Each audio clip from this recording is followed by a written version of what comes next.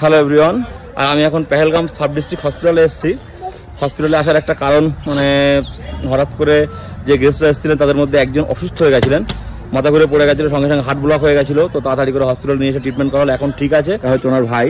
আচ্ছা রুলামিন, বলো কি সমস্যা হয়েছিল? আমার তো মাথা খারাপ হয়ে যাচ্ছিল, আপনি যদি না থাকতেন তাহলে আমাদের সত্যি খুব বিপদে পড়ে যেতাম আমরা। না, এটা আমার কর্তব্য।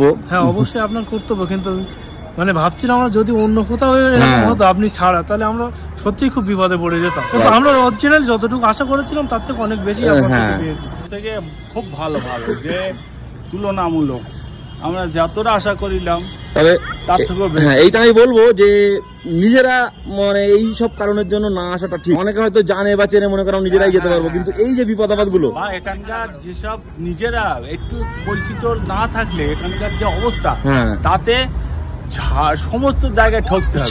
সেইটাই আজকের এই আমাদের আজকে যেরকম আমাদের একটা দুর্ঘটনা হলো, সেইটাই নিয়ে যেখানে যদি জান না পরিচিত যদি না থাকতো আমরা কোথায় কি যেতাম।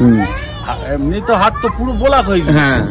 আমার কাছ থেকে আপনারা যথেষ্ট সাহায্য পেয়েছেন। তো দাদা এইটাই মানে মানুষের কাছে আমি পৌঁছতে চাই যে আমি কতটা মানে সুবিধা অসুবিধে পাশে থাকতে পেরেছি, এইটাই আর কি।